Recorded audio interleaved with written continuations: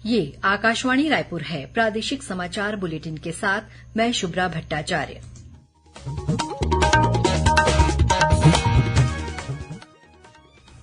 और पेश है आज के मुख्य समाचार। सर्वोच्च न्यायालय ने भारतीय स्टेट बैंक एसबीआई को 21 मार्च तक चुनावी बॉन्ड से संबंधित सभी विवरण की जानकारी देने का निर्देश दिया। प्रदेश में 3 चरणों में होने वाले लोकसभा चुनाव की प्रशासनिक तैयारियां पूरी। पहले चरण में बस्तर लोकसभा क्षेत्र के लिए परसों 20 मार्च को अधिसूचना जारी की जाएगी। बहुजन समाज पार्टी के पूर्व विधायक केशव चंद्रा, सक्ती के जनपद अध्यक्ष राजेश राठौर और जनपद सदस्य धर्मेन्द्र सिंह आज भाजपा में शामिल हो गए। और प्रदेश में मौसम का मिजाज एक बार फिर बदला। आज कई जिलों में आंधी बारिश के साथ हुई ओलावृष्टि।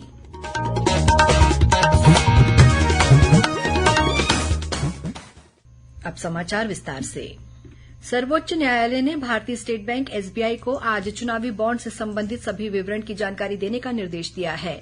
न्यायालय ने एसबीआई को 21 मार्च तक क्रेता और प्राप्तकर्ता राजनीतिक पार्टी के बीच के संपर्क को दर्शाने वाले यूनिक बॉन्ड नंबरों की भी जानकारी देने को कहा है। प्रदेश में 3 चरणों में होने वाले लोकसभा चुनाव की प्रशासनिक तैयारियां पूरी हो चुकी हैं। पहले चरण में बस्तर लोकसभा क्षेत्र के लिए 23 अप्रैल को होने वाले मतदान के लिए परसों 20 मार्च को अधिसूचना जारी की जाएगी। इसी के साथ नामांकन पत्र भरने का सिलसिला भी शुरू हो जाएगा। 27 मार्च तक नामांकन भरे जा सकेंगे। 28 मार्च को नामांकन पत्रों की जांच होगी। उम्मीदवार 30 मार्च तक अपने नाम वापस ले सकेंगे। मुख्य निर्वाचन पदाधिकारी रीना बाबा साहेब कंगाले ने बताया कि नाम निर्देशन पत्र लोकसभा के रिटर्निंग अधिकारियों द्वारा अधिसूचित जगह पर ही लिए जाएंगे। नाम निर्देशन के लिए अभ्यर्थी के केवल 3 वाहनों को ही नामांकन केंद्र के 100 मीटर की परिधि में प्रवेश की अनुमति होगी। उन्होंने बताया कि नाम निर्देशन के लिए जमानत की राशि आरक्षित वर्ग, अनुसूचित जाति जनजाति के लिए 12,500 रूपये और सामान्य वर्ग के लिए 25,000 रूपये होगी। नामांकन कक्ष में अभ्यर्थी सहित कुल 5 व्यक्ति ही प्रवेश कर सकेंगे। आयोग द्वारा ऑनलाइन नाम निर्देशन और शपथ पत्र की वैकल्पिक सुविधा उपलब्ध कराई गई है, जिसमें नामांकन पत्र और शपथ पत्र की प्रविष्टियां करके उनका मुद्रण और निष्पादन कर अभ्यर्थी को नाम निर्देशन रिटर्निंग अधिकारी के समक्ष प्रस्तुत करना होगा।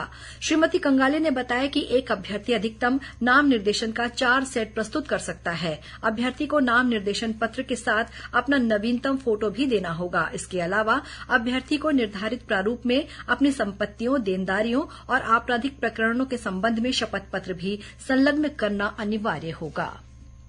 बहुजन समाज पार्टी के पूर्व विधायक केशव चंद्रा, सक्ती के जनपद अध्यक्ष राजेश राठौर और जनपद सदस्य धर्मेन्द्र सिंह आज भाजपा में शामिल हो गए।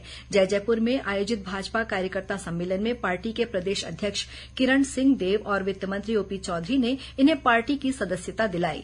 श्री चंद्रा जयजयपुर विधानसभा क्षेत्र से 2 बार विधायक रह चुके हैं। इस बीच कल पाली विधानसभा क्षेत्र में भाजपा की राष्ट्रीय उपाध्यक्ष और कोरबा लोकसभा सीट से प्रत्याशी सरोज पांडेय और उद्योग मंत्री लखनलाल देवांगन की उपस्थिति में सैकड़ों लोगों ने भाजपा प्रवेश किया। भाजपा प्रवेश करने वालों में जिला और जनपद पंचायत के सदस्यों के अलावा कांग्रेस पदाधिकारी शामिल थे। राज्यपाल विश्वभूषण हरिचंदन ने आज राजभवन में भारतीय रेडक्रॉस सोसायटी की छत्तीसगढ़ शाखा द्वारा आयोजित कार्यक्रम में प्रदेश के विभिन्न जिलों के 29 एमबीबीएस चिकित्सकों को ले लेक्चरार प्रशिक्षण पूर्ण करने के बाद प्रमाण पत्र प्रदान किए। राज्य शाखा द्वारा 11 से 17 मार्च तक पहली बार आयोजित ले लेक्चरर प्रशिक्षण कार्यक्रम में चिकित्सकों को प्राथमिक और आपातकालीन उपचार का प्रशिक्षण दिया गया। इस मौके पर राज्यपाल ने चिकित्सकों का आह्वान किया कि वंचित वर्गों की सहायता के लिए हमेशा तत्पर रहें और समाज तथा राष्ट्र की सेवा करें। रेडक्रॉस सोसायटी छत्तीसगढ़ के सीईओ एमके राउत ने बताया कि प्रदेश में पहली बार एमबीबीएस चिकित्सकों को प्राथमिक उपचार के लिए ले लेक्चरर का प्रशिक्षण दिया गया। ये चिकित्सक अब जिलों में जाकर जूनियर रेडक्रॉस और यूथ रेडक्रॉस के स्वयंसेवकों को प्रशिक्षण प्रदान करेंगे। उन्होंने कहा कि रेडक्रॉस की ये योजना है कि सभी पंचायतों में कुछ व्यक्तियों को प्राथमिक उपचार का प्रशिक्षण दिया जाए। छत्तीसगढ़ राज्य सूचना आयोग में 2 आयुक्तों की नियुक्ति की गई है। सामान्य प्रशासन विभाग द्वारा जारी आदेश के अनुसार सेवानिवृत्त आईएएस नरेंद्र कुमार शुक्ला और आलोक चंद्रवंशी की आयोग में आयुक्त के पद पर नियुक्ति की गई है। श्री शुक्ला वर्ष 2020 में सेवानिवृत्त हुए थे। भारतीय सेना में भर्ती के लिए इन दिनों आवेदन की प्रक्रिया जारी है। सेना भर्ती कार्यालय रायपुर से मिली जानकारी के अनुसार सेना में भर्ती के लिए इंडियन आर्मी की वेबसाइट पर आगामी 22 मार्च तक ऑनलाइन आवेदन किए जा सकते हैं। प्रदेश में अब तक 15,000 से अधिक युवाओं ने अपना पंजीयन करा लिया है। किसी भी प्रकार के स्पष्टीकरण और सहायता के लिए नवा रायपुर के शहीद वीर नारायण सिंह अंतर्राष्ट्रीय क्रिकेट स्टेडियम में स्थित कार्यालय से संपर्क किया जा सकता है। दंतेवाड़ा जिले में आज 2 माओवादियों ने पुलिस के सामने आत्मसमर्पण कर दिया। ये माओवादी कटे कल्याण एरिया कमेटी के तेलम पंचायत में शामिल थे। इन पर माओवादी गतिविधियों में शामिल होने का आरोप है। माओवादियों के खिलाफ सफल और सर्वश्रेष्ठ ऑपरेशन के लिए सुकमा जिले में पदस्थ केंद्रीय रिजर्व पुलिस बल सीआरपीएफ की 223वीं बटालियन को सम्मानित किया गया है। उत्तर प्रदेश के प्रयागराज में आयोजित एक समारोह में सीआरपीएफ के महानिदेशक दयाल सिंह ने बटालियन के कमांडेंट नवीन कुमार को ये पुरस्कार प्रदान किया। गौरतलब है कि सीआरपीएफ की ये बटालियन माओवादियों के गढ़ माने जाने वाले सुकमा जिले के चिंतलनार इलाके में तैनात है। रेलवे प्रशासन ने होली पर्व के दौरान ट्रेनों में यात्रियों की होने वाली अतिरिक्त भीड़ को ध्यान में रखते हुए हावड़ा मुंबई सेंट्रल और संतरागाछी हुबली के बीच होली स्पेशल ट्रेन का परिचालन एक फेरे के लिए किए जाने का निर्णय लिया है। हावड़ा मुंबई सेंट्रल ट्रेन 25 मार्च को मुंबई से रवाना होगी। इसका ठहराव बिलासपुर, रायपुर, दुर्ग और गोंदिया स्टेशनों पर दिया गया है।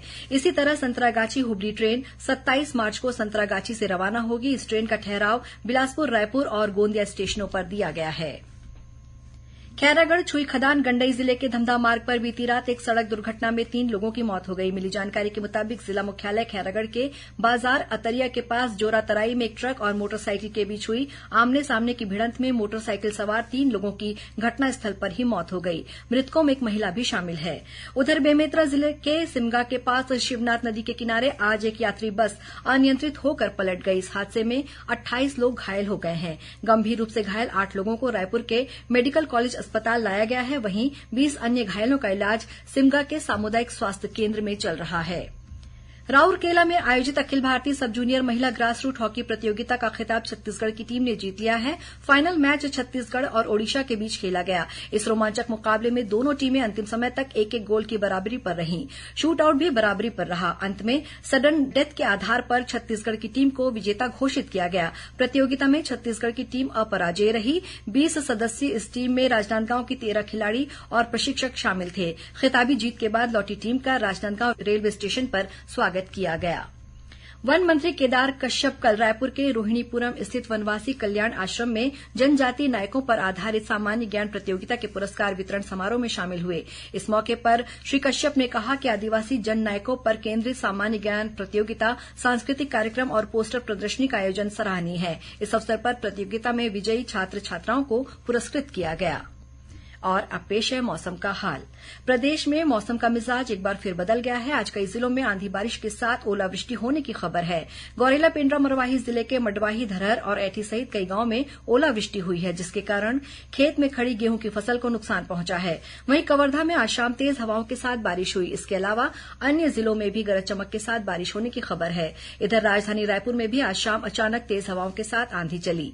मौसम विभाग के मुताबिक पश्चिमी विदर्भ और उसके आसपास ऊपरी हवा में एक चक्रीय चक्रवाती घेरा बना हुआ है। साथ ही झारखंड से उत्तरी तटीय आंध्र प्रदेश तक एक द्रोणिका बनी हुई है। इसके असर से प्रदेश में काफी मात्रा में नमी आ रही है। आगामी 24 घंटों के दौरान प्रदेश के कई जगहों पर तेज हवा और गरज चमक के साथ बारिश होने की संभावना है। खासकर कांकेर, बालोद, धमतरी, गरियाबंद, कोंडागांव और नारायणपुर में वर्षा हो सकती है। और अब कुछ खबरें संक्षेप में। रोग प्रतिरोधक क्षमता बढ़ाने के लिए 0 से 16 वर्ष के बच्चों को कल 19 मार्च को रायपुर के शासकीय आयुर्वेद महाविद्यालय में सुबह 9 बजे से दोपहर 3 बजे तक स्वर्ण प्राशन कराया जाएगा। राजनांदगांव जिले के तिलईवार स्थित फायरिंग रेंज में बारूद फटने से एक बच्चा घायल हो गया है। घायल बच्चे को मेडिकल कॉलेज अस्पताल में भर्ती कराया गया है।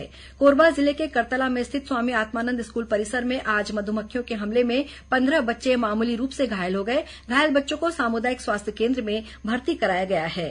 जांजगीर चांपा जिले के ग्राम बनारी के पास चुनाव आयोग द्वारा गठित उड़न दस्ते की टीम ने एक कार से 7,95,000 रूपये की राशि जब्त की है। कार सवार रकम के संबंध में कोई दस्तावेज नहीं दे पाया। जब्त रकम के साथ मामला जीएसटी को भेजा जाएगा। और कोरिया पुलिस ने ऑनलाइन ठगी के मामले में झारखंड से 3 आरोपियों को गिरफ्तार किया है।